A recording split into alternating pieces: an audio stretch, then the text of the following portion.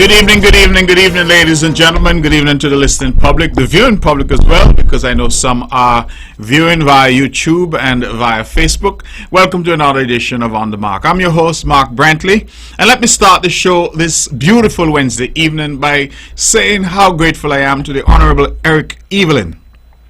Eric Evelyn would have been the host of the show over the past 2 weeks. I was abroad on some personal travel, and he really took charge, and I want to express my profound gratitude to him for so ably hosting the show. I know when I'm not here, you don't really miss me because he does such an excellent job.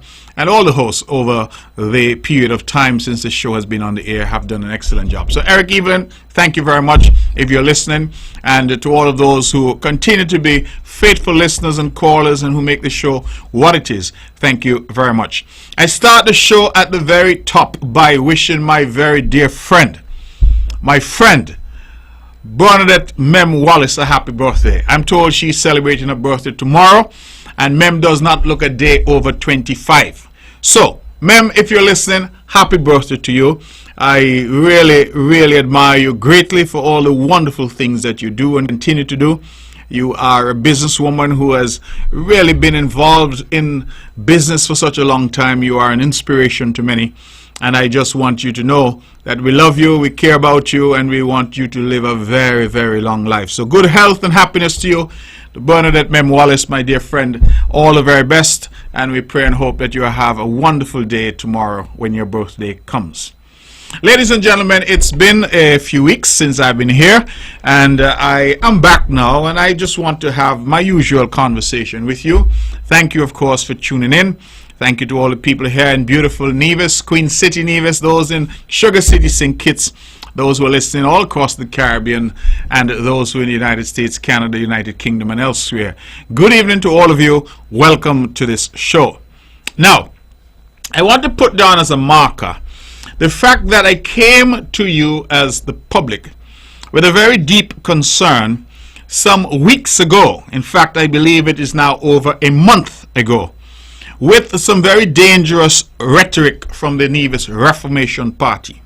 Rhetoric where at least two persons, one a caller to a show and another a host of one of these shows, was calling for violence, speaking about guns and people being shot in the context of our politics.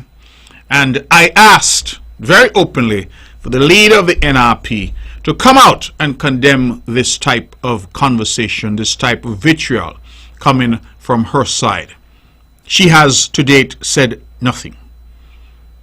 And I will not stop calling on the leader of the NRP, the Honorable Dr. Janice Daniel Hodge. She is either supportive of such comments or she's not. We cannot in Nevis have introduced into our body politic all this talk about shooting political opponents. One, a host, a fellow they call Tulu, who's on one of these shows, said that upon listening to the debate in the National Assembly, he turned to his friend and said to his friend, people like that need to be shot or deserve to be shot. Those were his words. We played the tape right here on Vaughan. Another one, I'm told some fellow they call Piper, called in and talked about not being willing to wait for another election. Can't wait, he says. We need to remove this government. And we need to remove Mark Brantley. What's it going to take? People and people or guns and guns? When he made those comments, the hosts of that show were none other than Dr. Kelvin Daly, a former failed candidate, failed leader of the NRP. One Carlisle Powell, plenty talk but can't run, of the NRP. And one Hensley Daniel, run plenty times, can't win, of the NRP. And they were the hosts. Not one of them corrected him. Not one. And I again call on Dr. Janice Daniel Hodge, the Honorable Dr. Janice Daniel Hodge. Is this what you stand for? Because these people are purporting to speak for the Nevis Reformation Party. This is the party of Simeon Daniel and Ivor Stevens, the party of Uriel Swanston. Is this what the party now stands for? And if it is not, then tell us. Tell us. Or is it that you lack the courage to come out and say that you disagree with your spokespersons? Because I think the public wants to know. And notwithstanding a month has gone by, I will not stop in making that call. If I have to take it into the halls of our parliament, I will. I need to know where the leader of the Nearest Reformation Party stands. When people in her party, people who are on the radio every day and night on behalf of her party, are saying that the leadership of the CCM needs to be shot and they cannot wait for another election, and so they're asking whether or not it requires a revolution. People and people, guns and guns, and no correction from the host. So I put down that as a marker, because it is a theme to which I shall return until such time as Dr. Janice Daniel Hodge breaks her silence. She was very quick to come on the air and seek to deny purported allegations which were never made, because she made a national address. In response, she claims to my suggestion that she got money from Development Bank for purposes of the election. So she claims. I would want the public to know that she made her public address weeks ago. To date, no lawyer has written to me, no lawyer has contacted me, and I was never concerned, because I said, well, if you're walking down the road in a crowded street, Main Street, Charlestown, Juve morning, and somebody bawl out, thief! Well, if you know you're not thief, don't look around, because it means they're not speaking to you. And when you fling a stone into a crowded pig pen, they always say, the pig that bawl out is the pig that get hit.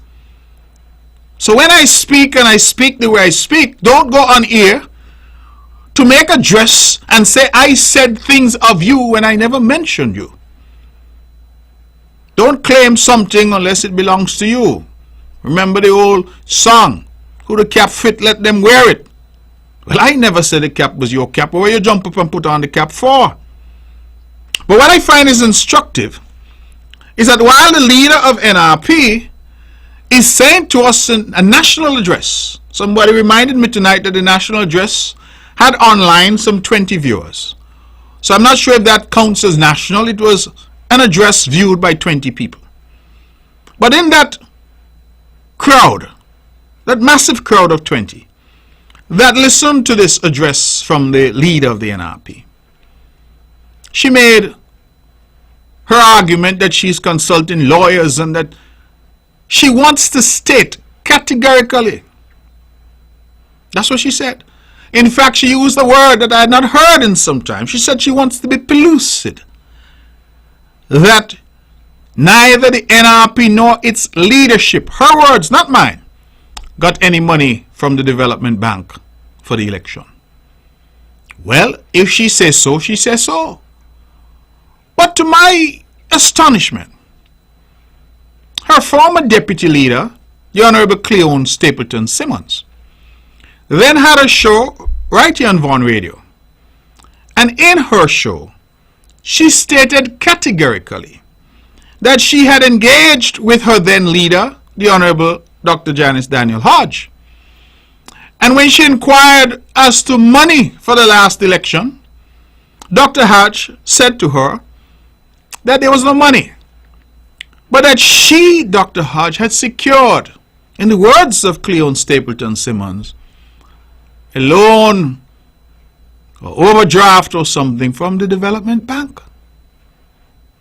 Well, both people can't be telling the truth, because the leader is saying that she wants to make it pellucid, that the NRP nor its leadership got any money from Development Bank. The deputy leader is recounting a conversation with her then leader and saying that when she asked about money, the leader said that she had got either loan or overdraft from the development bank. Somebody's trying to fool somebody. But I'm not even here for that tonight. Because in the fullness of time, I believe all will be revealed. And we will know who sent money from Sinkits and to whom. We will know. So I am not too fussed about that, because that is only a matter of time, that the people of Nevis will get to understand what we're talking about. And they will get to understand to some deeper degree why Team Unity eventually collapsed, because those at the leadership level, those at the apex of Team Unity, were actively conspiring with others to bring down Mark Brantley and the Concerned Citizens Movement. They were doing it with money, they were doing it with advice, they were doing it with technical experts that were made available, they were doing it in all kinds of ways. But here, through the grace of God, stand I. And the CCM under my leadership went into an election in 2020, and the people of Nevis said 8, 9, 10, and 11. CCM, that's yours. All 3 seats for the first time in history. And we came back in 2022, and the people said again, CCM 9, 10, and 11. They call that a repeat. And he who was conspiring against us, what happened? What happened? And I want us to reflect on these things, because we all remember the biblical account where one built a gallows for the other. And who get hung? Who was hung on the gallows? You see, sometimes, and our foreparents, we ought to listen to the wisdom that they imparted. They say when you dig one grave, dig 2. Because the grave that you might be digging might be for you. And so they dug a political grave for me, but here I stand. Still strong. And here CCM stands. All 3 we retained. And I want people to reflect on that. We went into an election in 2022. CCM had 3 seats. PAM had 4 seats. PLP had 2 seats. We came out of the election of 2022. PAM had 1 seat. PLP had 1 seat. But CCM still had 3 seats. I say that to say that those who are conspiring with the NRP, even whilst we were in the same cabinet together, who are providing money to the NRP, and I know there'll be a debate about who get what from Development Bank. What I can say is that Mark Brantley and CCM never get any. So I'm very clear about that. Or should I use the language used by the leader of NRP? Let me make it pellucid.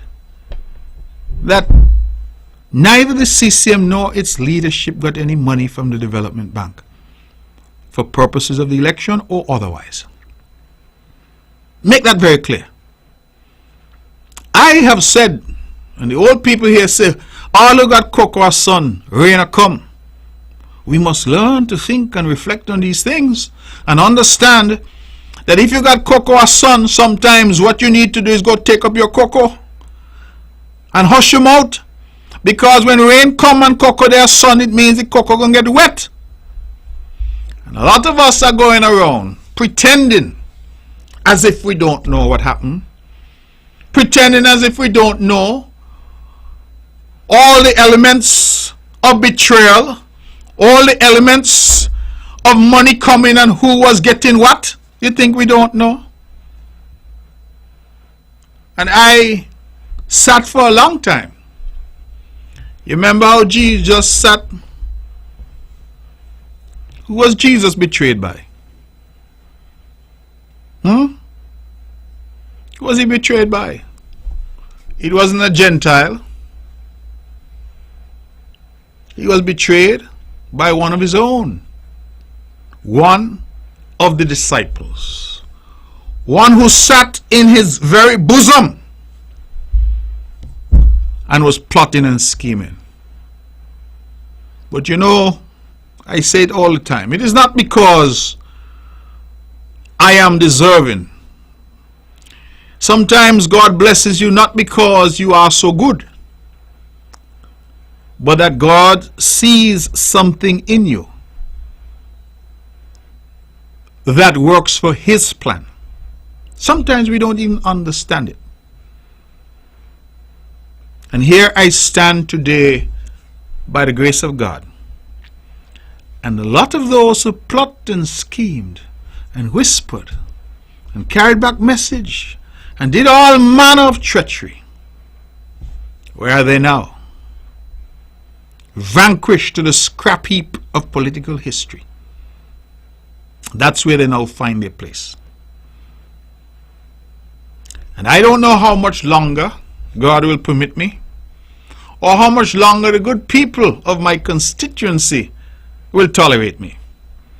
But so long as I have breath and so long as I am able, I will forever ensure that I remain true to the people of Nevis, to my constituents, and to the ideals of the Concerned Citizens Movement, the party that I hold dear. And no amount of plotting and scheming and money sent over in envelopes and packages is going to defeat the CCM. And the people of Nevis understand that the CCM has been, is, and will always be the party for the people of Nevis. Our integrity is unblemished. We're not involved in any skullduggery and any behind the scenes dealing and any undermining. That is not our way. And I want to make that clear. I leave that for a moment to go on to something else. Because I mentioned God's grace and God's mercy. And I think sometimes we take it for granted. You hear people say things like, we are blessed people. Nevisians are blessed. Have you ever stopped to wonder why it is that you are blessed? More than Antiguans and Barbudans, more than Jamaicans or Vincentians? Tonight I want to thank our prayer warriors.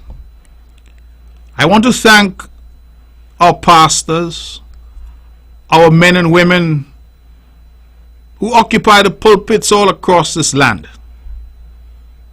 Those who may not be in the pulpit, but who live on their knees, praying to God for our salvation. I keep saying to us that it is not because we are more worthy. It is because God is merciful to us, as sinful as we are. And if we wanted any indication of God's abundant mercy to the people of St. Kitts and Nevis, the passage of Hurricane Tammy should give us pause. I was aware, but I was being kept up to date minute by minute. And Hurricane Tammy looked as if it was headed directly for St. Kitts and Nevis. And by some miracle, God stretched out His hand and turned Tammy away from our land. I recall when Hurricanes Irma and Maria devastated our neighbors, that I was at my home with my older daughter. My wife and younger daughter were abroad. And we braced for the impact because that storm, I believe it was Maria, appeared headed directly for us. Again, the Almighty stretched out His hand and said, move away from the people of St. Kitts and Nevis. And I commented on a show back then that we had much to be grateful for. And that each of us had a duty to fall to our knees and to say thank you. Because we understand that in the face of the ferocity of such storms, we really have nothing that can protect us except the grace of God. No wall can be erected, no fence, no roof can be strong enough when the force of Mother Nature is brought to bear against us. And here we had Hurricane Tammy on her way to us. And that hand of God said, not the people of St. Kitts and Nevis. Divert. And Tammy diverted. And I want to say to our people tonight that we ought not to take God's grace for granted. I say that because notwithstanding we were spared from the worst of Tammy, we got some rains thereafter, and we had some flash flooding. And I was amazed at how some people started to complain and criticize and the usual negativity. Oh, me road, and me got stone in the road, and as if they forget that just hours before, God had diverted the hurricane away from us. And I said, here we are, quick to complain that the road may have some stones in it. And I wondered, did we take a moment to say thank you to the Almighty for sparing us? Because if all we had to complain about was some stones in the road, what would we have said if our house had been blown to bits? If we had had a loss of life and property in our island and in our country? I believe, my brothers and sisters, my fellow Kittitians and Nevisians, that we ought to be more grateful. I do not know what the reasons are, except to say that those prayer warriors who continue to lift up this country ought to be celebrated and ought to be thanked. Because God has been very good to us, very kind to us. And I'm prayerful that there are no more storms for the season. And we can get into November and past with no more storms affecting us. It will mean, if it happens, that we would have gone over a decade without a direct hit from a hurricane. And that is by virtue of the grace of God. Now, I'm not qualified. I'm no preacher.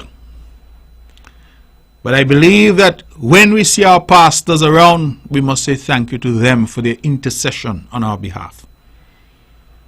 And instead of complaining all the time and quick to say everything is bad and everything is wrong, we should spend a little time to give thanks for the things that we have and the privileges that have been afforded to us.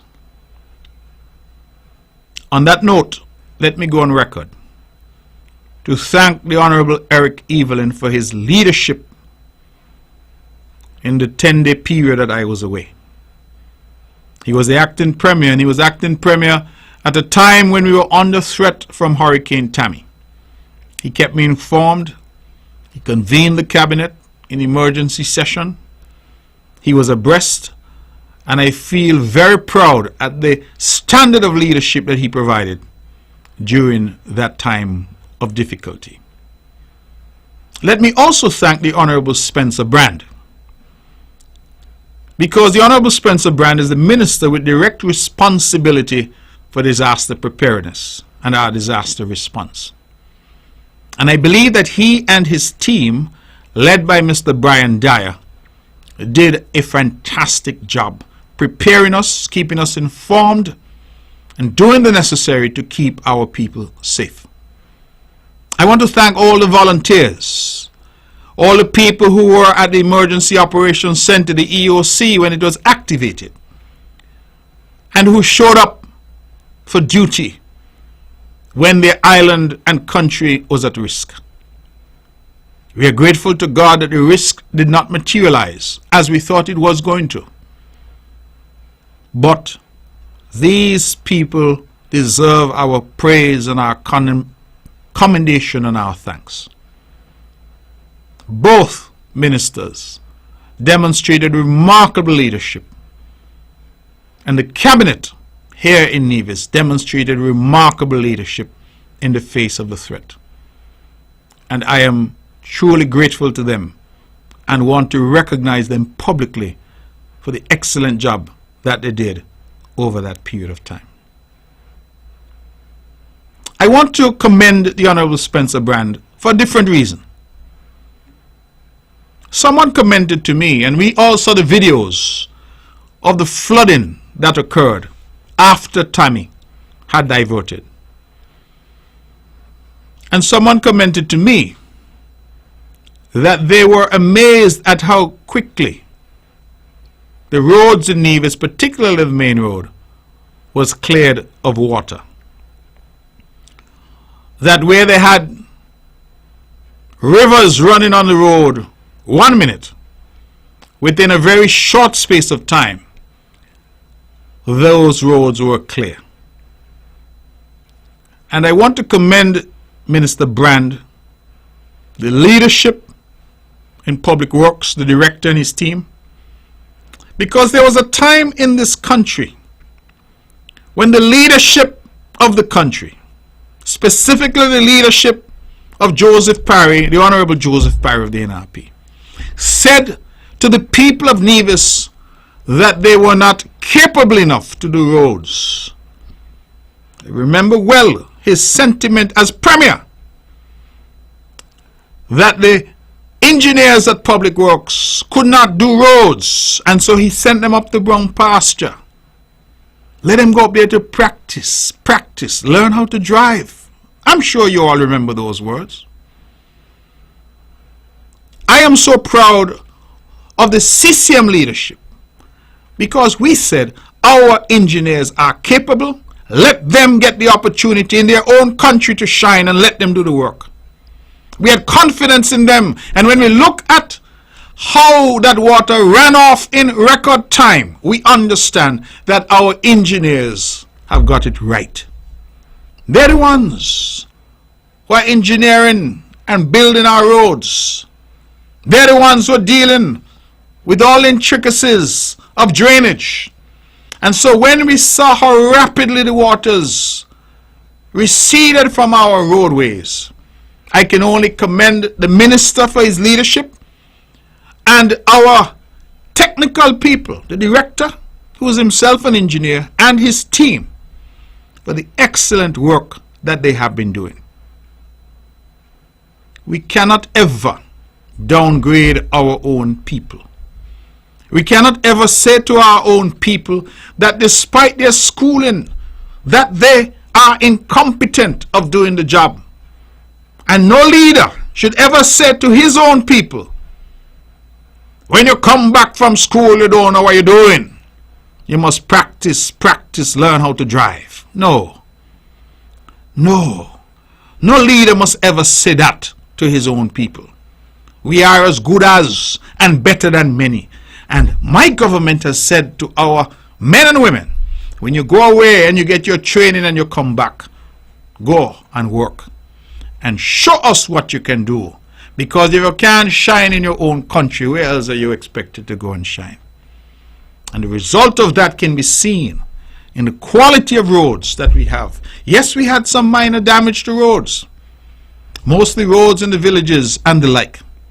But our main roads to our villages that have been done by Public Works, look at them. They stood up.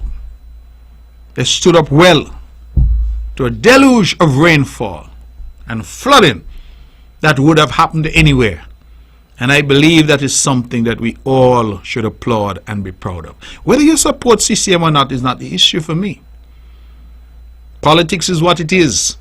Some will support and some will not support. That is not my issue. Let us support our people.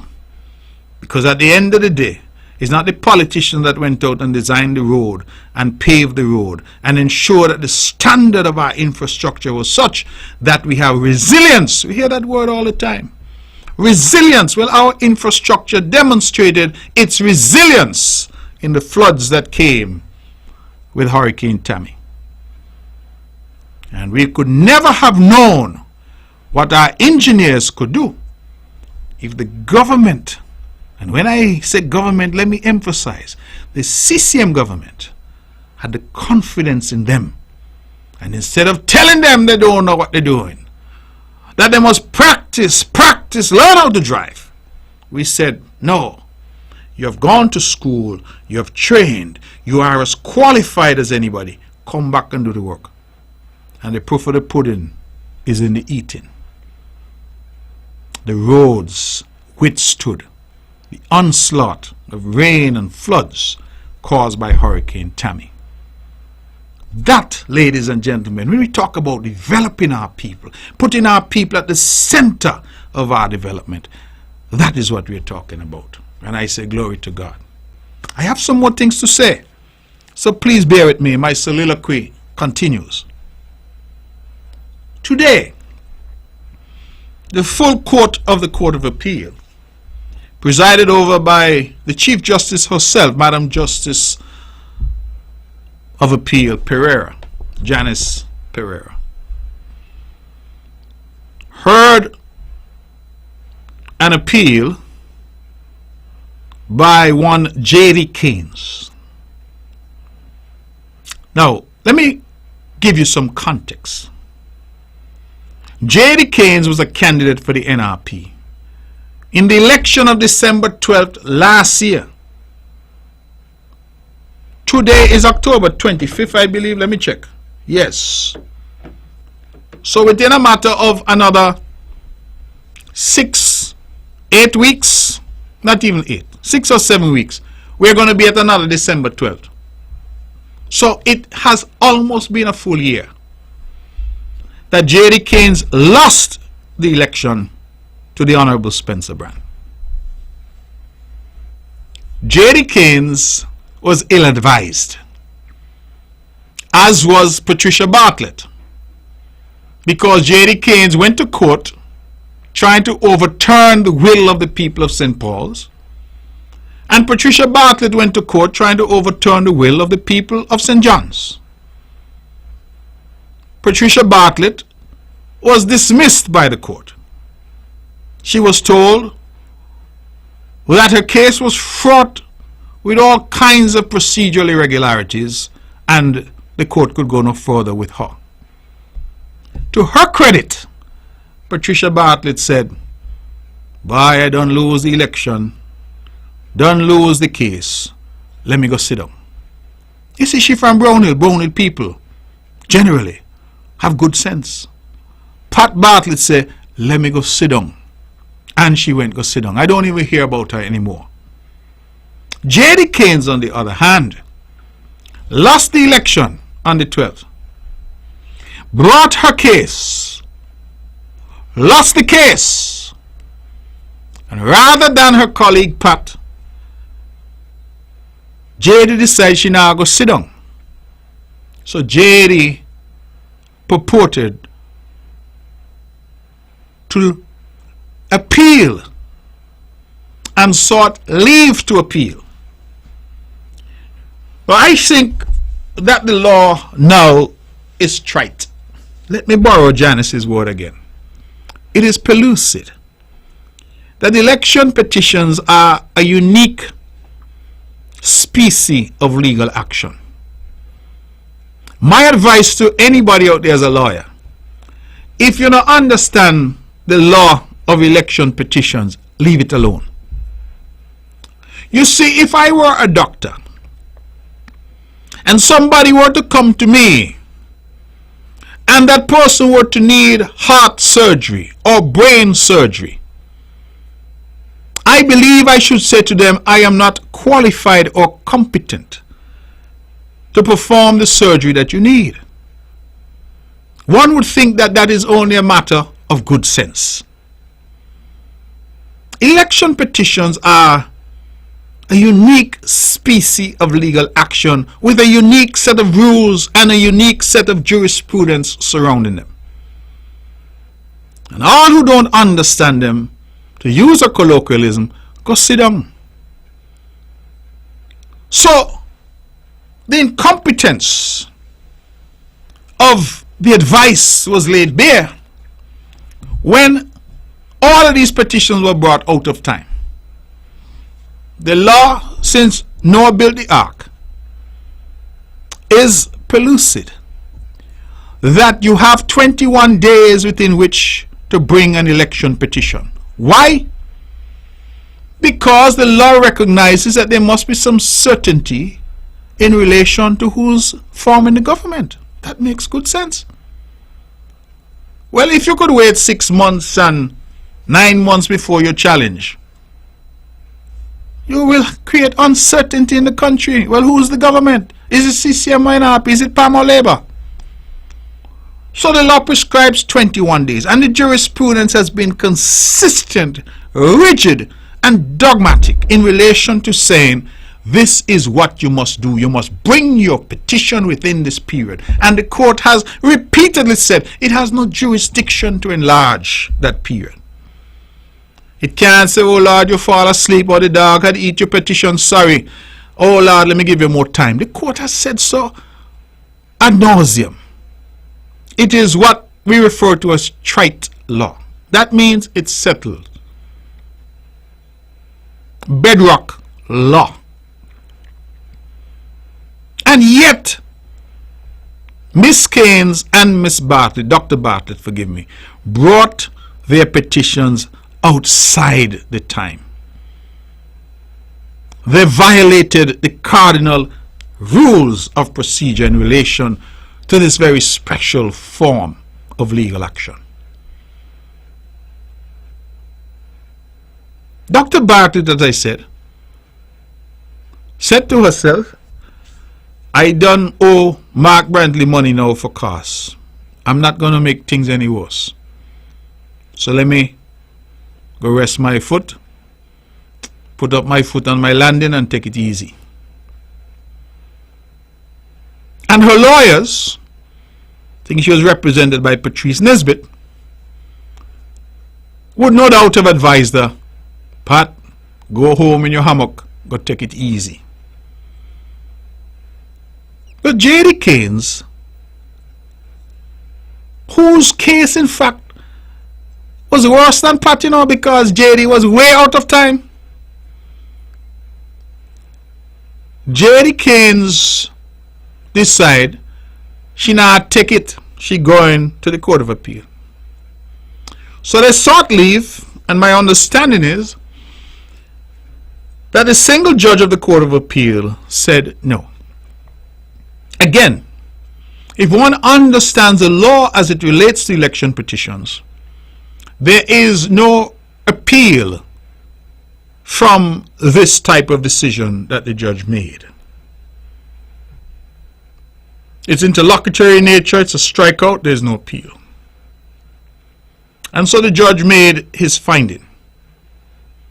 I am told that the judge also awarded costs. And I gather the costs are 2/3 of the costs awarded in the High Court. Now, I have not checked that myself, but this is what I'm advised. Now, if that is the case, I know that the costs in the High Court were calculated at somewhere in the region of $40,000 or thereabouts. If, therefore, the cost on this failed appeal are 2/3, it means that whatever 2/3 of 40,000 looks like, sounds to me that that's at least another $30,000. One would have thought, end the matter there. But no. Miss Keynes and her lawyers appealed further to the full Court of Appeal. And that hearing was had today. In fact, Mr. Brand, who is continually being harassed by this litigation, missed the sitting of cabinet today, only came when cabinet was concluding because Mr. Brand had to be attending court on this further appeal. Well, the Court of Appeal, the full court this time, again dismissed Miss Keynes and her application. I'm told they did not award any further costs, but they certainly dismissed it. What is now to happen? Will Miss Keynes be persuaded by her lawyers to go yet further? Will she now try to go to the Privy Council in England? What really is the point of all this? You lost the election. Of that there is no doubt. You lost the court case. Of that there is no doubt. It has now been nearly a year, and you are still wasting people's time, money and energy with frivolous court actions that have no grounding or basis in the law. Now, I don't know who the principal legal advisors to Miss Keynes might be. In fact, I don't know who the legal advisors to the NRP might be. But I believe that whoever is advising them should step back and perhaps say to themselves, it looks to me like this is heart surgery or brain surgery, and this is beyond my capacity. Because some of the efforts thus far have left me to scratch my head to try to understand what the possible legal strategy might be. Because I can discern none other than wasting people's time, money, and effort. Spencer Brand is a busy minister with busy ministries. And today on our cabinet day, he had to be in court on what I can only describe as a frivolous further application. The High Court tell you go sit down. The single judge of the Court of Appeal tell you go sit down. Now today the full court, 3 judges, tell you go sit down. Well, Lord. And remember, even before the High Court tell you go sit down, the people of St. Paul's tell you go sit down. You see how many different people? On the 12th of December, the people of St. Paul say go sit down. You bring a case, the judge tell you go sit down. You appeal, the single judge tell you go sit down. You appeal again, the full court tell you go sit down. Oh Lord God, listen to them now and go sit down. Let the country breathe and move on. I don't understand, as I say, what is really happening and why good sense seems to have fled, and we are left with this ongoing calamity. Let us move on.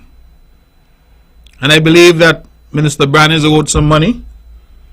I am owed some money. We would want to collect the money that we are owed and move on.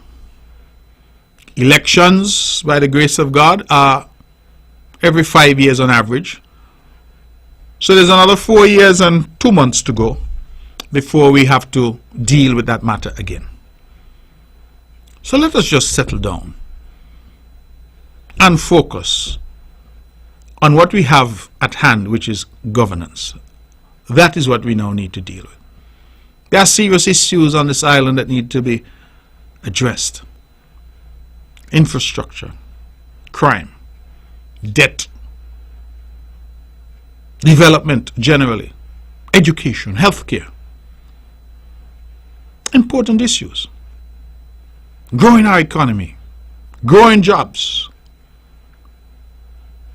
Let us, therefore, pay attention to those important issues and settle down and stop the foolishness and wasting of people's time in the court when there is obviously no legal basis for this constant harassment of people. We have work to do. We don't got time to waste. Let me speak to one last matter. I have seen and note with great regret that what appears to be the mouthpiece of the People's Labour Party in St. Kitts, that remnant of a party, that one-seat party led by the former Prime Minister, Dr. Timothy Harris, that they, through their various outlets,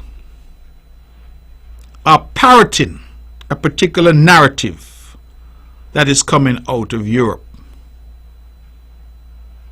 And that narrative is an all-out assault on our citizenship by investment program.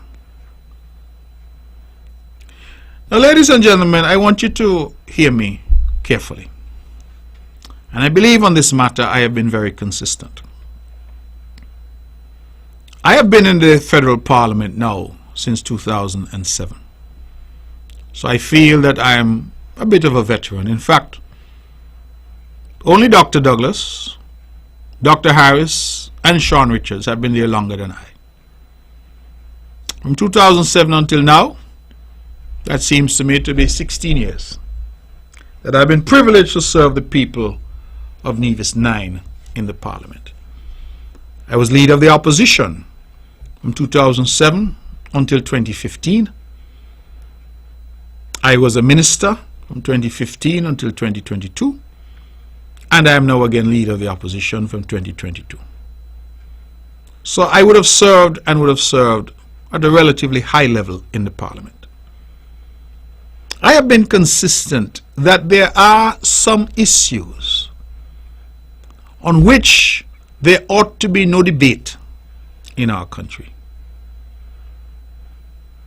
I have looked on recently at the war between Israel and the Palestinians. I looked at the 9/11 attacks in America. And I think there are lessons to be learned from those two. I just use those two by way of example. That when 9/11 happened, America didn't care who was Republican or who was Democrat. They were all Americans in the face of an attack on the United States of America. When Hamas crossed the barriers and entered Israel and killed some 1,400 people,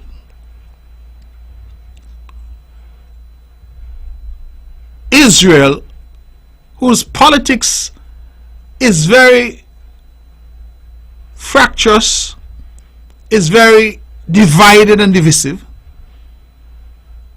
all of Israel came together because one Israel in a fight against Hamas and the Palestinians. Now we can debate as to the right and wrong of that particular fight, but that is not the point I'm trying to make. The point I'm trying to make is simply this: that there are some issues which seek to threaten the very foundation of nations. And when those issues arise, nations unite. The peoples of those nations unite. Now I see here in our country of St. Kitts and Nevis that it appears to me that there's some who have formed a view that if they cannot be in charge of the country, then their job is to mash up the country. Now, I have been in opposition, and there was no fiercer critic of the government of the day than I was. So I am not here speaking to the opposition's legitimate role of criticizing or showing that there can be an alternative. What I'm concerned about is when an agenda is framed for us, not by us, it is framed for us in distant lands. And then we hold on to that agenda as if it is manna from heaven and seek to use that agenda when the purpose of that agenda is to destroy our country. Now let me put this in context for you. This country went into independence in 1983 under the leadership of Dr. Kennedy Simmons, our national hero. Dr. Simmons was then in a coalition with NRP, the NRP of our national hero, Sir Simeon Daniel. So Sir Kennedy and Sir Simeon were in government together. In 1984, this tiny country leveraged its intellectual capacity and gave the world the idea of citizenship by investment. There is no recorded example of it existing prior to 1984, where therefore the creators, the originators of this idea of leveraging citizenship for investment. That process has therefore been with us for nearly the entire period of our independence, nigh 40 years, the longest program in the world.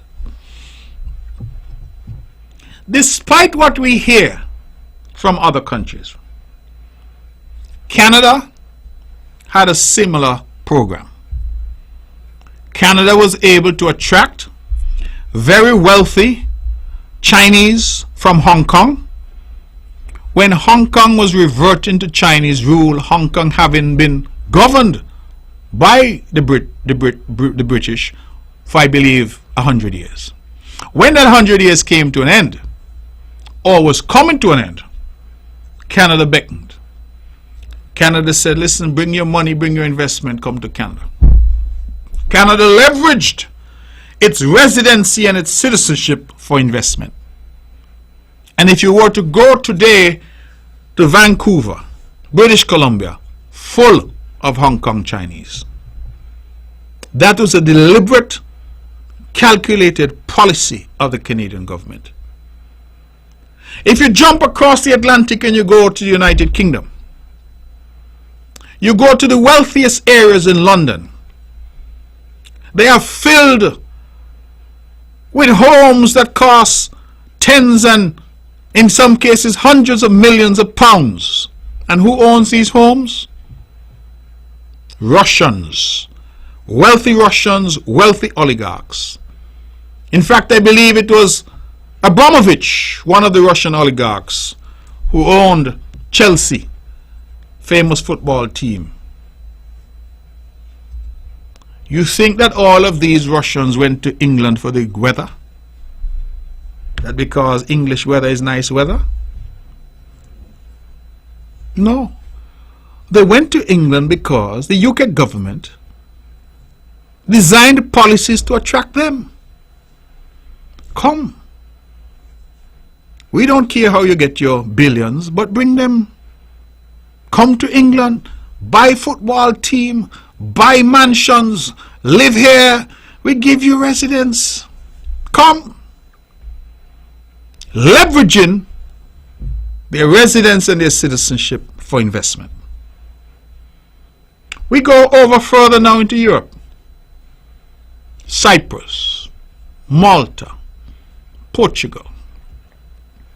All of them develop citizenship by investment programs. We come back now to the Caribbean. We have St. Lucia, Grenada, Dominica, Antigua, Barbuda, all of whom develop citizenship by investment programs. mimicking in some way, shape or form what was pioneered right here in St. Kitts and Nevis.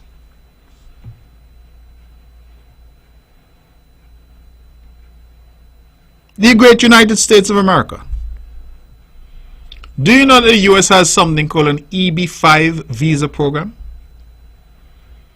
And under the EB-5 visa program, it allows you, if you're going to invest a particular amount and employ, I believe, up to 10 employees, if my memory serves, that you can get residence in the United States and fast-tracked for citizenship. Whatever you want to call the animal, if it walks like a duck and it quacks like a duck, it is a duck. And a duck by any other name is a duck.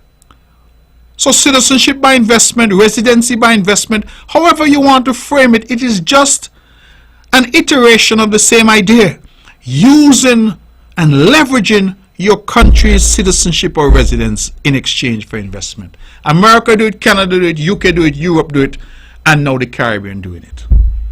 But you know what is happening, ladies and gentlemen? The Caribbean has become successful at it. I want you to listen me carefully. The world keeps saying to us as small nations, you must find your way in this world. That you cannot depend on handouts. That you must wean yourself off international aid. And you must find ways to sustain your people and have a sustainable economy. Nothing is wrong with that. All of us at some point must move out of our parents' house and paddle our own canoe. And the world is telling us to do that. But I challenge you that every single time that we have done what the world requires us to do, and we start to succeed at it, the very same people who have challenged us to go out and paddle our own canoe say, wait, you're paddling the canoe too good, man. The canoe can't paddle so good. It's almost as if there's a morbid fear of these islands and these small countries being able to stand on their own 2 feet. Because you know what? So long as you're on your feet, you're harder to control. I use the example of cricket. And I said that in the 1980s, the West Indies cricket team was the best cricket team that the world has ever seen. We dominated every team. England, Australia, New Zealand, South Africa. It did not matter. And we had a weapon. And that weapon was fast bowling. Pace. We had that thing they referred to them as the horsemen of the apocalypse. Joel Garner, Andy Roberts, Colin Croft, Michael Holding. You still had people like Malcolm Marshall and them to come. We intimidated our opponents, put the fear of God into them. And I'm not going to suggest that the batsmen, the likes of Viv Richards and all of those, Haynes and Greenwich, didn't do their part. But I believe that that era was best known for the fierce bowling attack that the West Indies had. That fierce bowling attack, that intimidation, that weapon that we had available to that West Indies team was one of the principal reasons for our dominance of the world of cricket during that golden era of the 1980s. You know what the ICC did? Those that make the rules, they changed the rules. And they introduced this rule now, so you're only allowed 1 bouncer per over. And you know what reason they gave? They say it was for the safety of players. But when they introduced that rule, they took away that weapon that the West Indies had, which was their pace bowling. Fire for so. They took that away. Because what is the value of bowling fast if you can't bounce a man? Sometimes holding them would bounce you 2 or 3 on your body, and then the next one is a Yorker, knock out your stump. You see, we must learn to appreciate that these rules, however they are disguised, are not made to help us. These rules are designed, and they will be continually changed when it suits those who are making the rules to keep us in our place. And when we come to that understanding, I think that we would be far better off and be better able to articulate the vision for our country at any forum, whether it is local, regional, or international.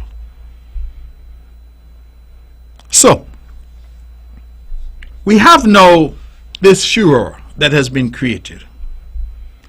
They say St. Kitts Nevis has issued 27,000 passports. That's the number that I saw coming from a UK publication. And I cannot be upset with some journalists in cold, dreary London trying to make a name for his or herself. I'm not going to be upset with that journalist. And whatever they write in terms of sensationalism, I'm not going to be upset with them, because I have come to the realization and the understanding in my own time that we must be able to apply our ability to read and write and understand for ourselves. Not because we see something in some magazine or some publication, we ought not to simply accept that it is so. We must start to sometimes look behind and discern the intention behind what is being said. I see them. There's an organization called the FATF, Financial Action Task Force. You know how many countries are members of the FATF? 37. Then there's something called the OECD. You know how many countries are members of the OECD? 38. Now ask yourself the question, how many countries are there in the world? 195 countries in the world. 193 at the UN and 2, the Holy See, and Palestine, which have observer status at the UN. So of 195 countries, 37 are members of the FATF, 38 are members of the OECD, and yet they are making rules for the world. And they produce these things called blacklists. Hear the language, blacklists, that disproportionately impact black and brown people across the world. Don't take my word for it, do your own research. Now, I have looked at what have been some of the major banking scandals around the world. We had a scandal involving Wachovia Bank. I believe they were later bought by Wells Fargo in the United States. They laundered over $300 billion for Mexican drug cartels. We had a scandal involving Standard Chartered Bank, an English bank, where they broke sanctions in Iran, and that scandal involved over $200 billion US. We had a scandal with Danske Bank, the branch in Estonia, in the heart of Europe, and they laundered well over $200 billion US of Russian criminal money. We had, of course, BCCI, which was formed in Luxembourg and I believe had its headquarters in Denmark. And they eventually collapsed under the weight of the level of corruption, money laundering, and all forms of skullduggery that they were involved in. Wachovia, United States. Standard Chartered, England. BCCI, Luxembourg, and Denmark. Danske, Estonia. Let me ask you this question. I know what the answer is, so this is what we would call a rhetorical question. Have you ever heard that the United States, the United Kingdom, Luxembourg, Denmark, Estonia ever been blacklisted? You mean hundreds of billions of US dollars laundered through these institutions? But yet they say that we in the Caribbean are the ones who are posing a risk to the international financial system. There was a financial crisis in 2008. That financial crisis was caused by the reckless behavior of banks, which we were later told were too big to fail. I hope you all remember this language.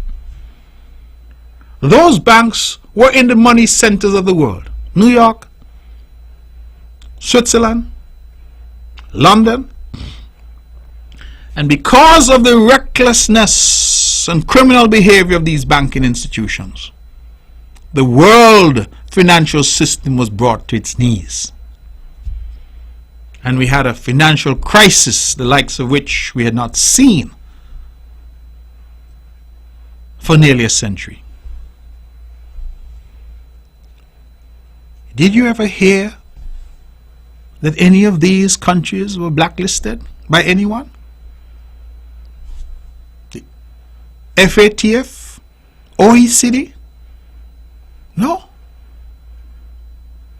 They have never once said to these countries, your regulations are so lax that you cause a global crisis. No. You see, these lists are reserved for black and brown and poor and small and weak countries. That's what they're reserved for. There's a small, tiny country in the Pacific called Nauru. N-A-U-R-U.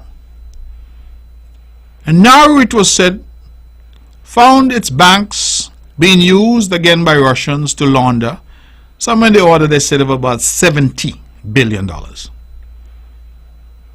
And when that was discovered, the United States Treasury Department immediately blacklisted and put sanctions on Nauru. Sanctions, I am told by the literature, which were on par with what they put on Iraq. But you see, Nauru is a tiny little Pacific nation.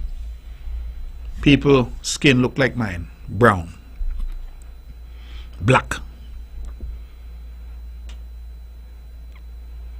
See the disparate treatment.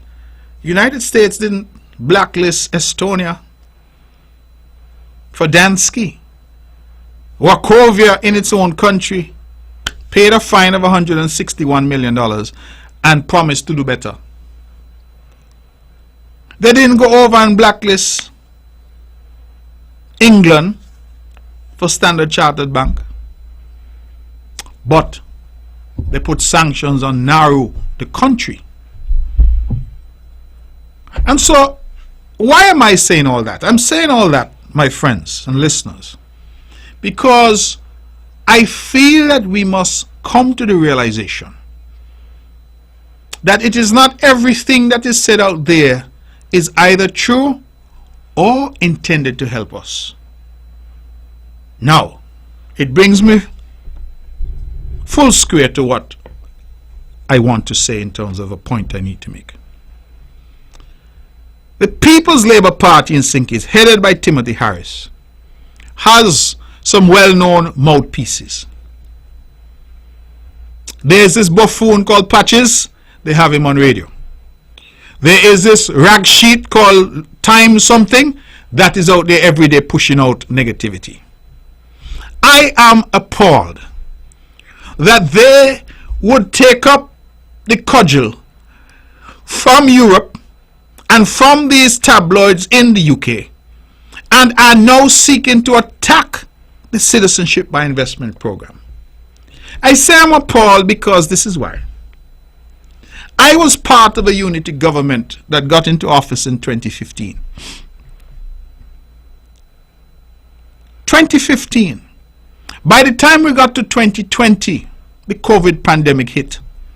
global pandemic which shut down the world, shut us down. For the first time, people couldn't even leave the yard. And I'm going to say so tonight without fear of contradiction. It was the Citizenship by Investment program that allowed Team Unity under the leadership of Timothy Harris to keep the country alive. Just as it was that program that was used by his predecessor, Dr. Denzel Douglas, to keep the country alive. And it is that program today, under the leadership of Dr. Terence Drew, that is keeping the country alive. Because when we look at the numbers, we look at the federal budget, we realize that in some years, CBI contributes as much as 50% of the revenue that this country receives at the national level. So I ask the question, why would any of us join with anybody from outside to destroy a program that has served all of us? Now, I have had my issues. I argue and say Nevis now get its fair share from the program. But that is a far separate issue to the question of whether or not we as citizens, proud citizens of this country, must stand up and defend what is ours. You mean we give the world this idea? Our intellectual capacity is what created citizenship by investment for the world. It has saved us, allowed us to do most and many things. Public servants, you are getting double salary, increase in salary, dividend, assistance here, assistance there, infrastructure. It has allowed us to pay down debt, to get our country on a more sustainable footing. All of that, brothers and sisters, has come from CBI. I don't care whether you're PAM or Labour, whether you're PLP or NRP, whether you're CCM or you're Norwegian. It matters little to me. The reality is that all of us must understand that if CBI were to disappear tomorrow, what will we replace it with? Step back for a moment and ask yourself that question. So if this effort that I'm seeing by the mouthpieces for the PLP were to succeed and Europe were to impose visa sanctions on us and our program were to collapse, what? They will then jump up and say, oh, a Jew do it, Jew, make it collapse. And let us say that you use that and you get Jew out of office. And you by some miracle are back in office. What industry will you use to supply 50% of the revenue that you would have lost by the collapse of the CBI? You see, I'm reminded by a story. I used to be right here on Vaughan Radio when I was in opposition. And I have always believed that opposition shouldn't just be opposing for the sake of opposing. So whenever I came, if the NRP at the time said they were going to build a road and they were going to build the road this way, I would come and say that is not a good idea. You should build the road that way. I always try to come with a suggestion to make it better. You know why? Because at the end of the day, this is my country. I hold one passport, St. Kitts and Nevis. I don't have nowhere else to go. And if I were offered to go someplace else, I am not interested. This is where my navel string buried. This is where I want to be. And I remember having a conversation with a gentleman. I won't call his name. But that gentleman remonstrated with me as a young politician. He said, you keep going on radio giving the government ideas, you must stop it. And I genuinely did not understand. I said, what do you mean? So, you're going on and you're telling them you suggest they do this and you suggest they do that. You must stop it. And then he asked me a question.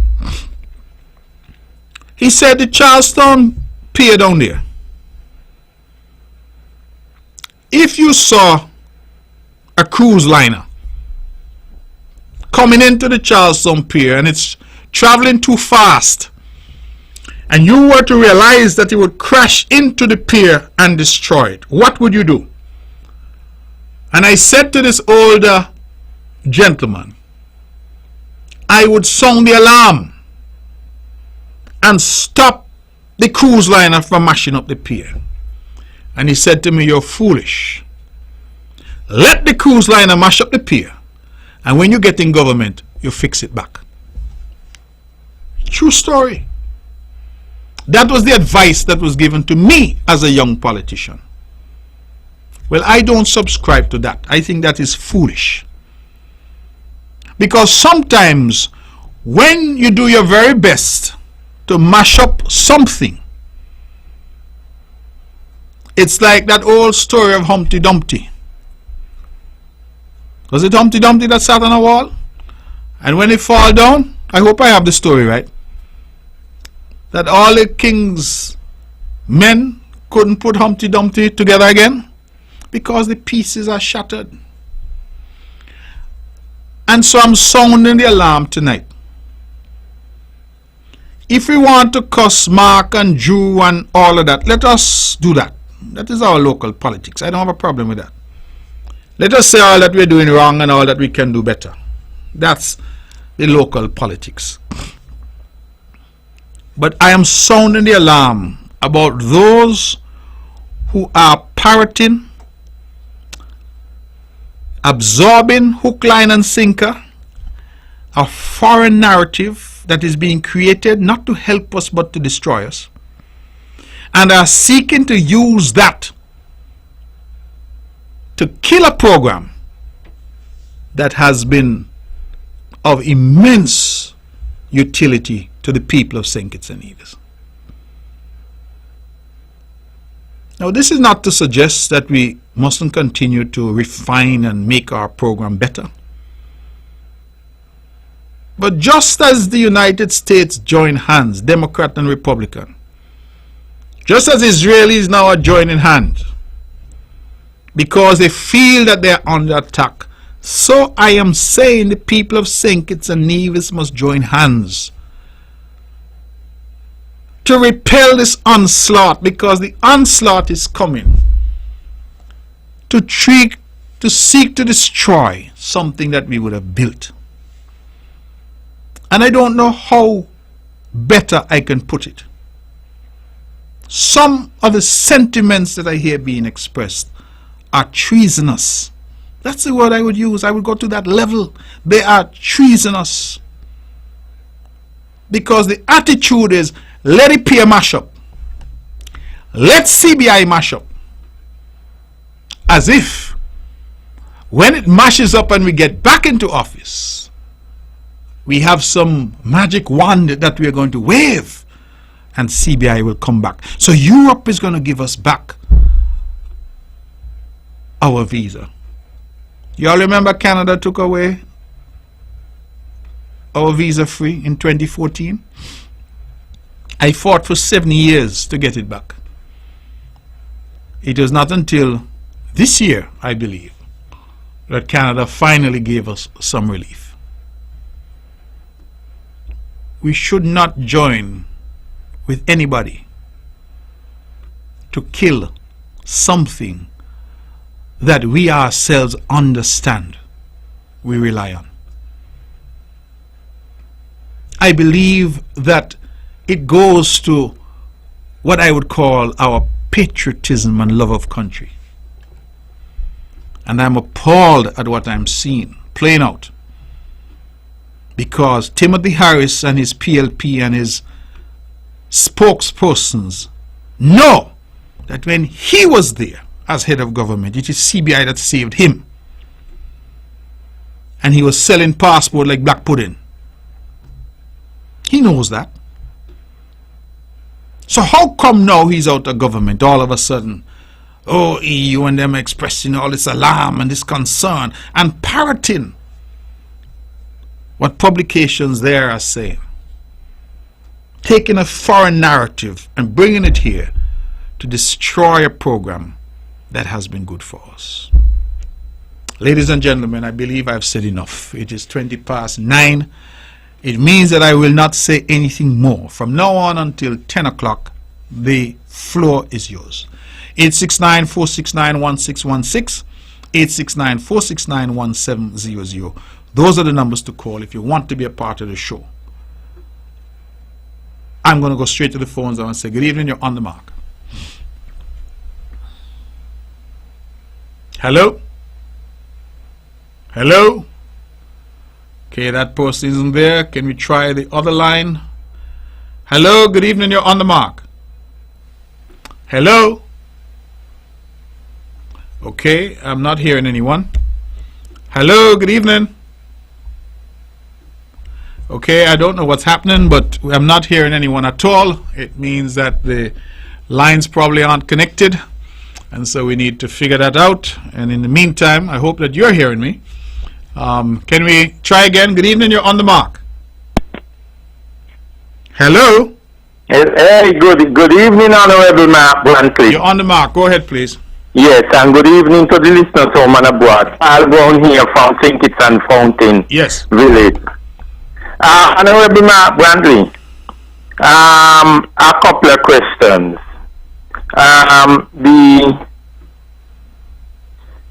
The CVI, under all the governments, we have gotten what we call somewhat of a blank check. Yes, it had helped a few people under the CVI. We know a number of bars and restaurants have gotten some help and assistance. Lots of them haven't paid it back. We know of Christoph Harbour, we know of Kitchen Hill, we know of the former OTI under TDC, which is now sold to the movie company. My question is, has the former owners, after selling OTI to the movie company, has paid back into the CVI what they borrowed or what was lent to them? That is very interesting, you know. Right? And after they have been here for 2 years, right? So that is one question. The other thing is the Mondachak. Have you any plans to upgrading and advancing the Mondachak in 2024? And the other question is the fossil fluid. You know, we have been talking about that under several governments to go away from that and go into the other form of creating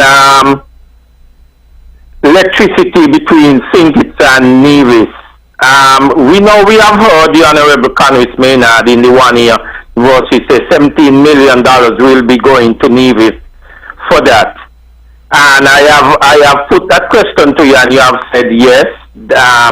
You all have sit down and discuss that. Have the Honorable Congress Maynard, the Prime Minister, who is the Minister of Finance, give any commitment when Nevis would receive that 17 million to pursue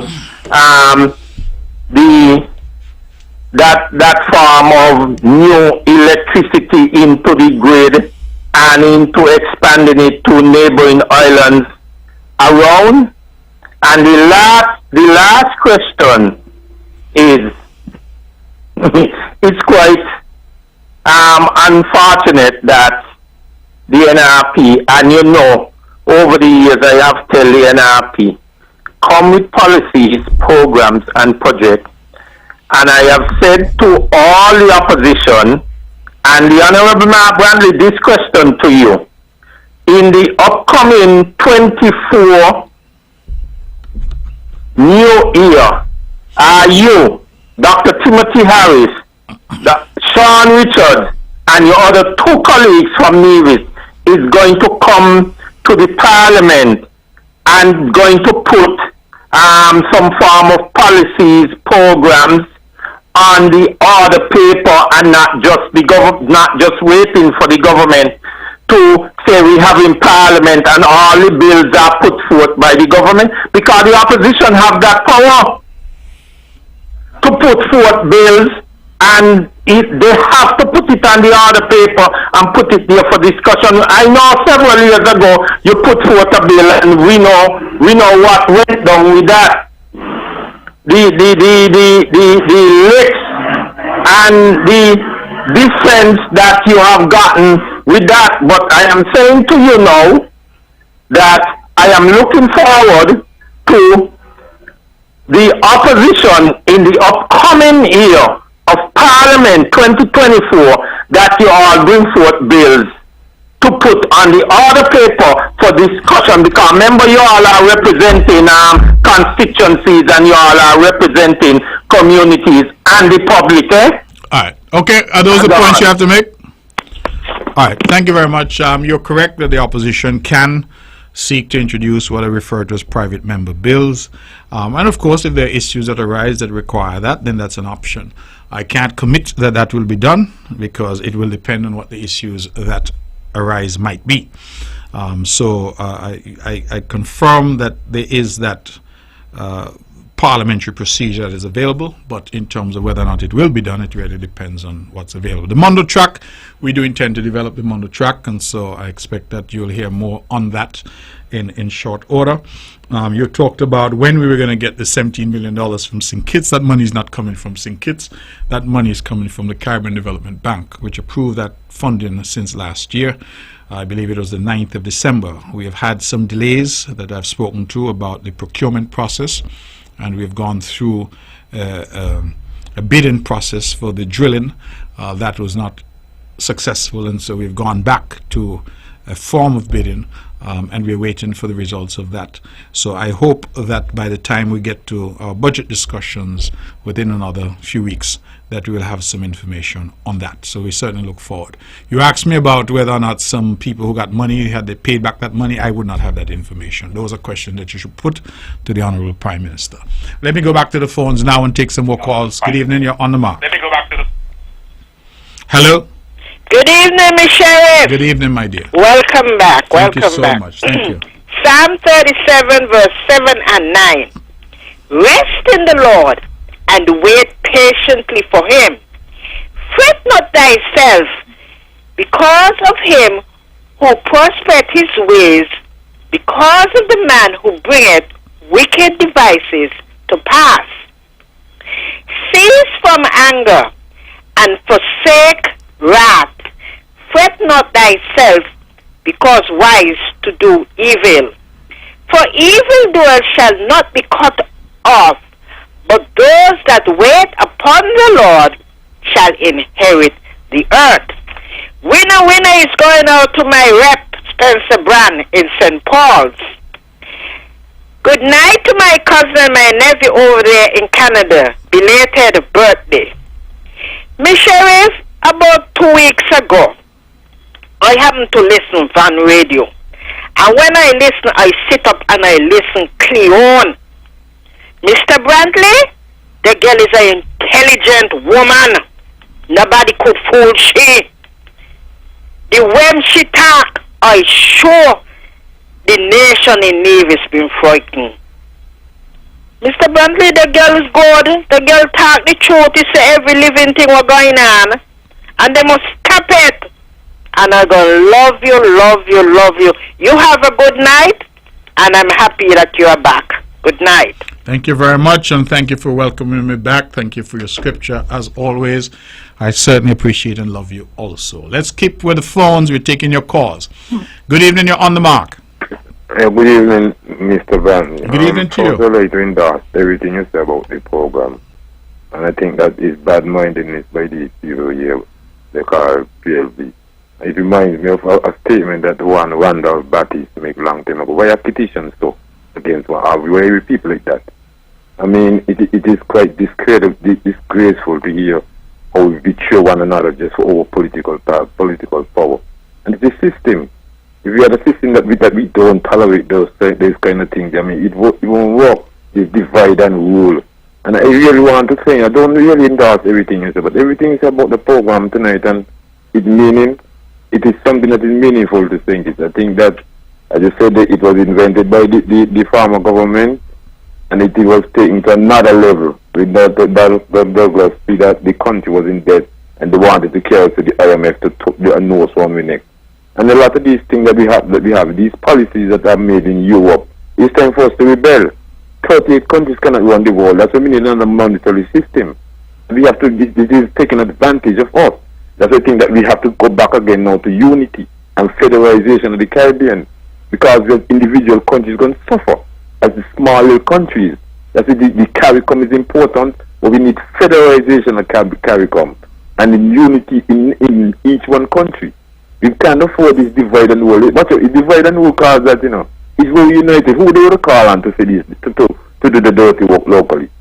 We have to be people intelligent enough, I just say, to hear this that this is our lifeline, and we cannot join with not following and destroy what we have and saving us for all his life, for all these years. And that is what I think. I mean, and I I want to say tonight. And that's everything that you say about the program and the what should be done to support the program. And we should be united to support to protect the program, not join with people to racists to destroy the program. Give thanks. All right, thank you very much for that, and that's my point.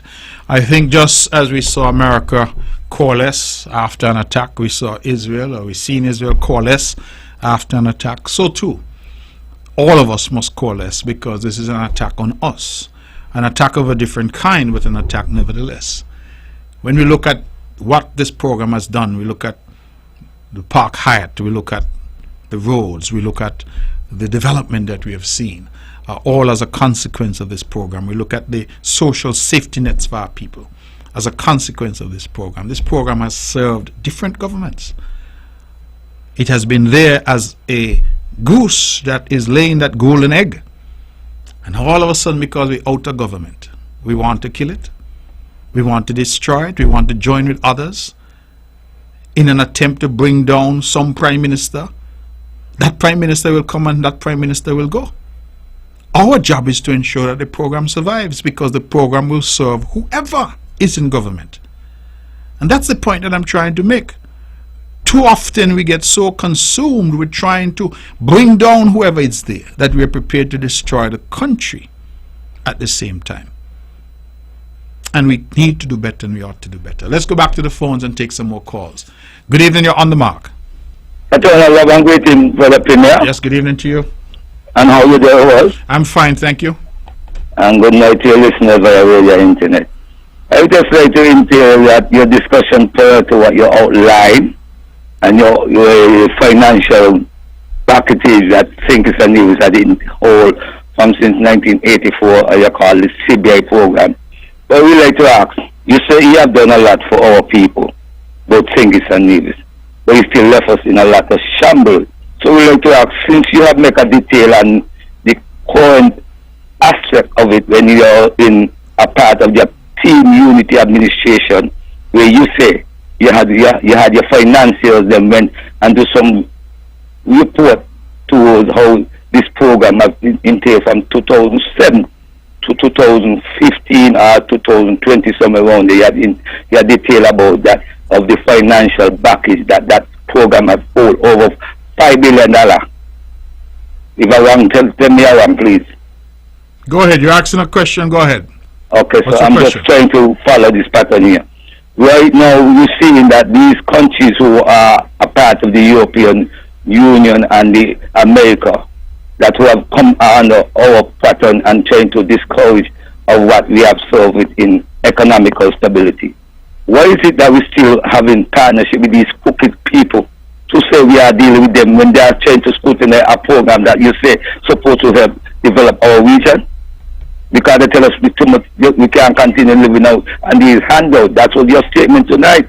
So I'm not getting to know why are you still quoting with these crooks, and you are seeing the danger that they are creating around the financial world because of the same thing the Virgin just alluded. Families of the 13, the Club of Rome. We could go on and on, but anyway, I just left it for here tonight because you all ain't telling the full truth to the generation. You all have a safe night. Yeah? Okay, thank you very much. We are taking your calls 869-469-1616, 869-469-1700.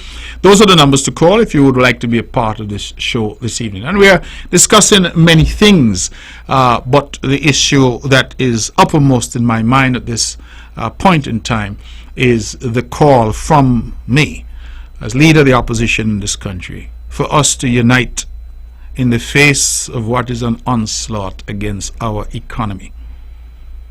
How we strengthen our CBI program is a matter for our internal discussion and debate. We can discuss how we can make it better.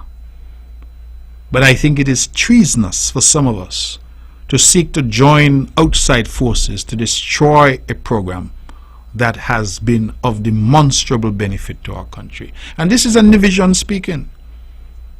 Somebody who firmly believes that the people of Nevis have not been able to get the full fruits of their citizenship and have been left out of their fair share of this program for quite many years. Yes, we are getting something now, but there were many years when we got nothing, and when we did get something, we got it by way of loan. And yet, I am prepared to go on record tonight to say that all of us, Nivisions and Kitchens, must defend this program.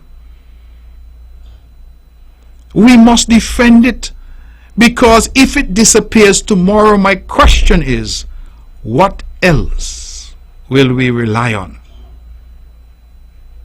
What will replace nigh 50% of our national revenue?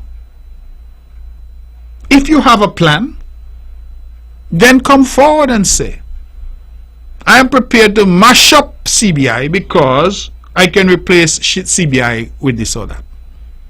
And then I will say, okay, you have a plan. But just like the terrible advice I was given as a young politician, let the cruise liner mash up the pier, and then when you go and fix it back. It's not always everything you can fix back.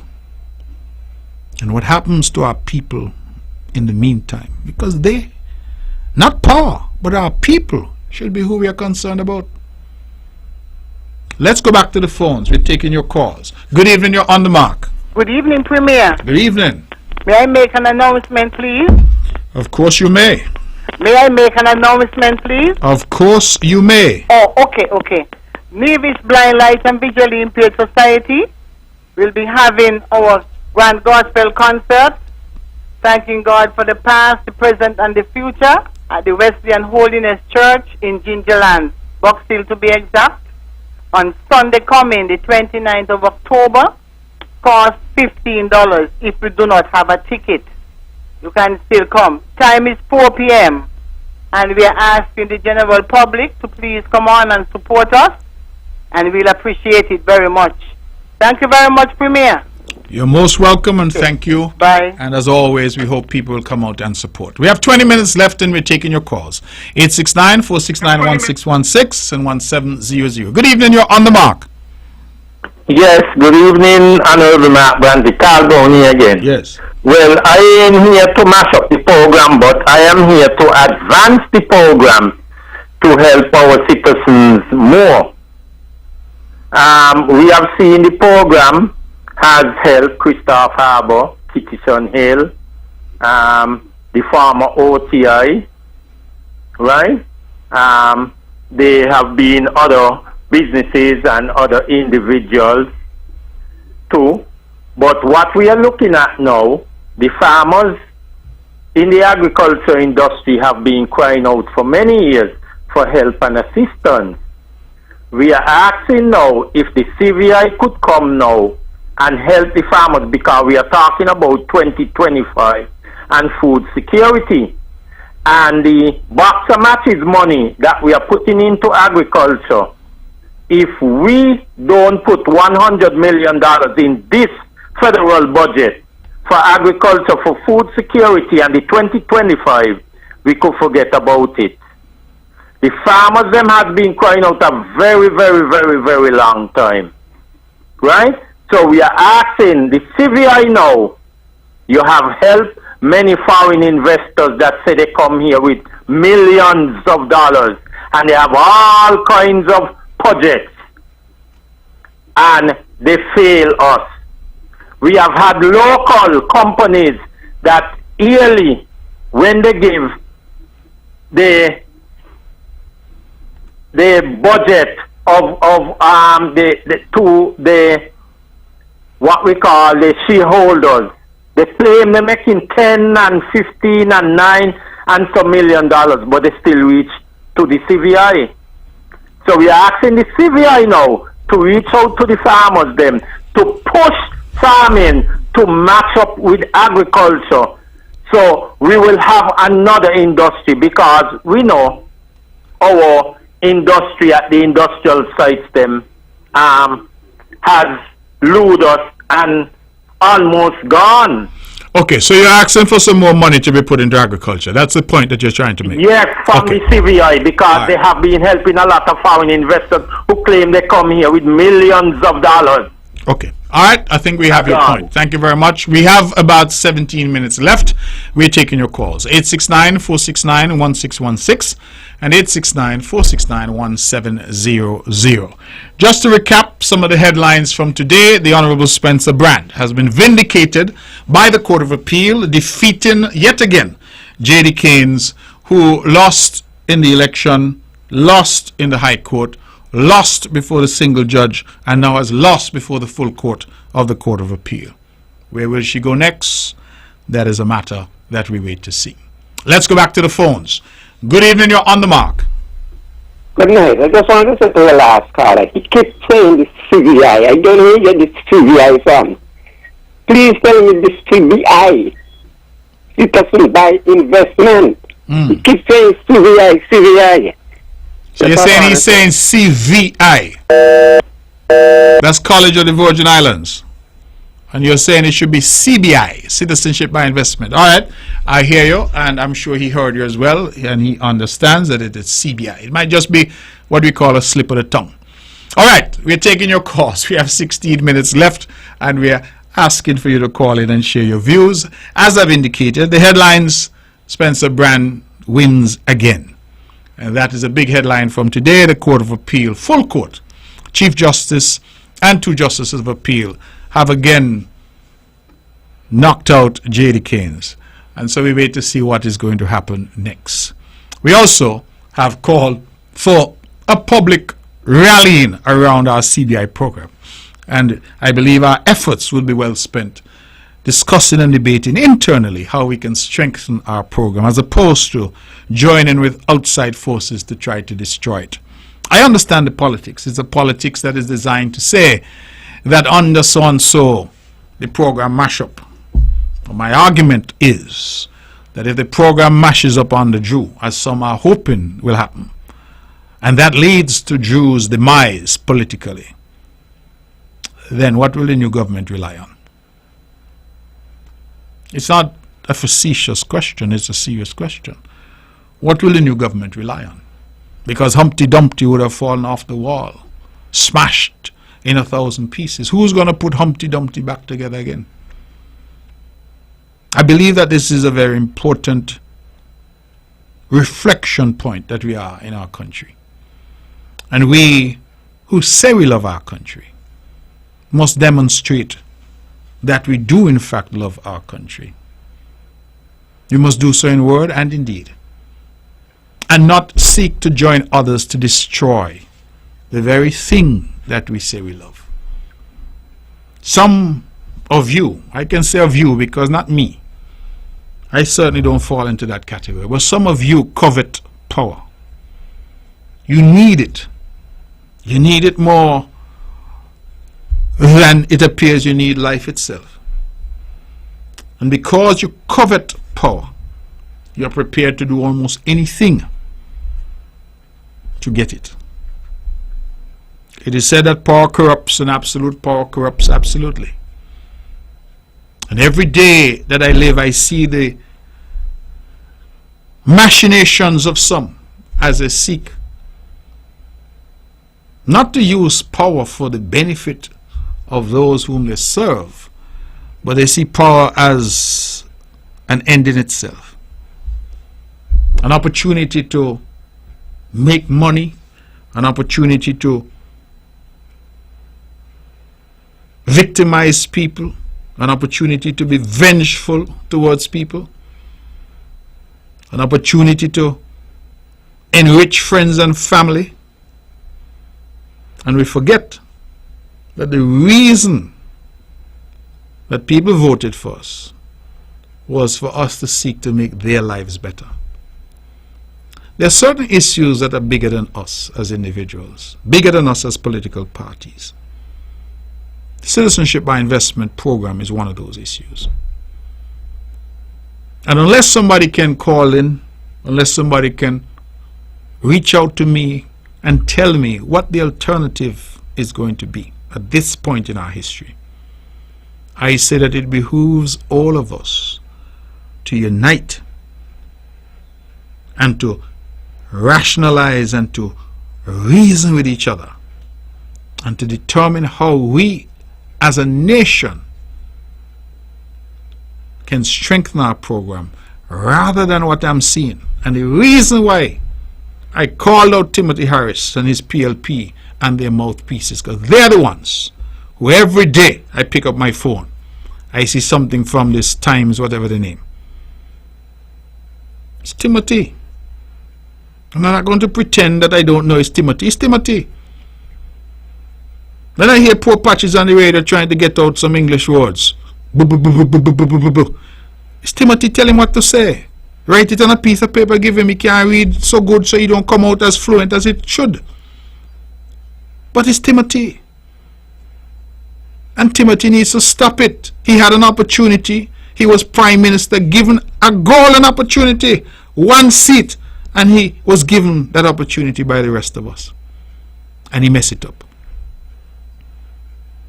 He messed it up. So now he covets power again. Okay. You want to be Prime Minister again? Okay. But it's the same CBI, you know, send your emissaries out to try and kill, that rescued you when you were there. And that is the reality of our situation here. So why then am I going to join with anybody to try and kill a program? What do you think? If the program don't belong to Dr. Drew, the program didn't belong to Dr. Douglas, it doesn't belong to Dr. Harris. It was brought into being by Dr. Simmons, but it didn't belong to him. The program is a national program.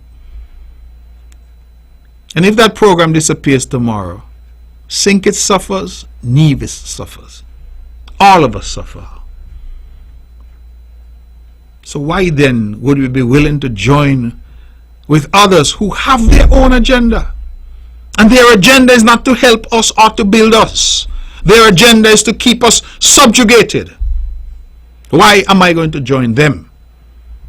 And everything they say in their tabloids in London, I repeat it, regurgitate it verbatim, as if it is holy writ.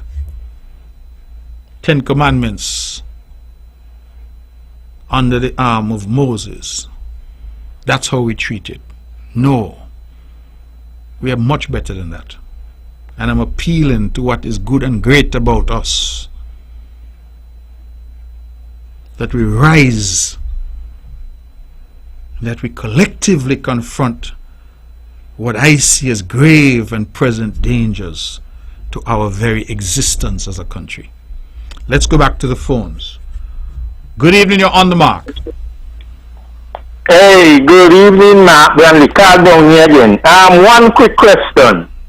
The monthly budgetary support that the Constitution dictates that Nevis must get from the federal government. Question: Does that include the CVI? Well, say finances that Nevis partake in, or the CVI support? It comes differently to the budgetary monthly support that comes from St. Kitts that the Constitution dictates. All right. So, Mr. Brown, the Constitution does not dictate anything called budgetary support. All right. So your premise is incorrect. Okay. So how come you get a budgetary support monthly? I'm not getting a budgetary support. Whatever the language that is used to describe it, the island of Nevis is getting something that is an allocated share of the CBI proceeds. That is what the island of Nevis is getting. That amount is, I believe, $5.5 million a month, and that is an amount that was set and settled upon from the CBI. From CBI. It has nothing to do with any constitution or any provision. The Constitution does have a revenue sharing mechanism, and that is something that we are seeking to resolve, even as I speak, with the federal government to try to get that on a proper footing. Why I asked the question, because I know there is supposed to be a revenue sharing. I may use the wrong word. I apologize for that.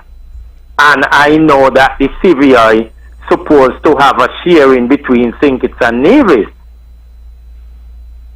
Okay, anything further from you, or that's it? No, that's it. Okay. I was just trying to clarify the revenue sharing and the CVI sharing. All right. Okay, thank you very much. Again, we have about 7 minutes left. The numbers are 869-469-1616 and 869-469-1700. Those are the numbers to call if you would like to be a part of the final furlong of the show this evening. As we head into 10 o'clock, it means that at 10, of course, as you know, the show ends at that hour.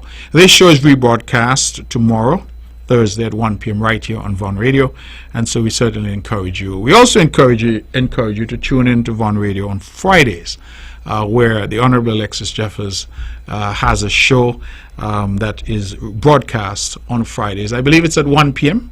And I'm asking for you to tune into that show. It tends to be very informative, and we are all seeking, of course, to talk about the issues, bring to the fore the important issues for the island of Nevis and for the people of Nevis. I think that is critical. Now, in the last 6 minutes or so, let me make a pitch. The Ministry of Health and the government as a whole has been promoting very actively preventative care. In fact, just today I was very proud to sponsor a half-day health fair in Brownhill, where we try to encourage people to come out and get their blood pressure checked, their glucose level checked, do HIV testing, etc. It is very important that we take charge of our health. Our elders told us that an ounce of prevention is worth a pound of cure. In the context of healthcare, which is very expensive, I would say $1 of prevention is worth $1 million of cure. Do not leave it to the point where you have kidney failure, you need dialysis, you need kidney transplant, you have cancer, breast cancer, prostate cancer, and you have very short span of life and the quality of your life is diminished. No. Some of these things, if detected early, can be dealt with effectively. Prostate cancer is one of those. Breast cancer is one of those. And we have the tools available to us that we can seek to know our status if we only take the time. And Dr. Thwaites and his team, Nurse Jessica and all of them, they have for years been offering the prostate cancer screening here. We have just invested as a government in modern mammography equipment at the Alexandra Hospital. And in order to encourage our women, particularly those over 40, to go in and do their mammograms, to make sure that if they have breast cancer or any cancerous cells, that they can be detected early and so treated early. That we've offered our mammogram services at our hospital for free until the end of this year. So until December 31st, those services at the Alexandra Hospital are free, F-R-E-E, free. Ordinarily, those services would cost about $300. Some women nevertheless complained and say because they require a referral from a doctor, that they have to pay the doctor $200 for the consultation and the referral. The Honorable Janelle Nisbet, our Minister of Health, and her team listened. And they came up with a solution where the doctors who attend our clinics in our communities, that those doctors will make the necessary referral. Put differently, our women folk need only to go to the clinic when the doctor is there, and that doctor will make the referral. And therefore, there will be no doctor fee, and certainly once a referral is made, there is no fee at the hospital. So the entire process then is free. We are inviting our women to please, I am begging you, take advantage of these opportunities. This government is trying its very best to deliver first world quality health care to our people. But no matter what efforts we make, no matter what equipment we buy, no matter how many new doctors and training that we put in place, ultimately, you must take responsibility for your health. You must try to eat right. You must try to exercise. You must try to get proper rest. Not drink all this alcohol. Not use all these drugs, cigarettes. You must seek to take charge. And wherever possible, you must seek to check. That is important. And so we are trying our very best to encourage our people to take responsibility for their health. Men, please encourage your wives, your girlfriends, your sisters, your mothers to go and get their mammograms done. It is free. F-R-E-E, free, for the rest of the year on the island of Nevis at the Alexandra Hospital. They must go to their doctor and get a referral from their doctor. If they don't have money to pay their doctor, go to the clinic, and the doctor at the clinic will give you a referral for free. So there can be no excuse. Come January morning 2024, the cost of the service will be the same cost as in St. Kitts. I believe it is $300. So we are inviting you to go to the hospital and get that service. Go to the clinic. If you can't afford to pay a doctor, that's okay. The doctor at the clinic will give you a referral for free. Or go to your personal doctor if you can do that and get that referral. And once you get to the hospital, the mammogram at the hospital is free. So please, particularly if you're over 40, make that effort. The band has struck up. It means I have to go. I want to thank all who called this evening. I want to thank all who contributed to the show. I want to thank you who listened. I hope that I said something that could be or was of some interest to you. And I thank you for being a part of this show and for continuing to support On The Mark. We hope with the grace of God to be back next week Wednesday for another edition of On The Mark. And if you didn't get it tonight or you didn't get it in its entirety, please listen tomorrow to Von Radio at 1 p.m. when the program is rebroadcast. Some, in fact, say it is so nice that they listen twice. That's our show. Good night. God bless you. And I pray that you have a wonderful night's rest. Thank you.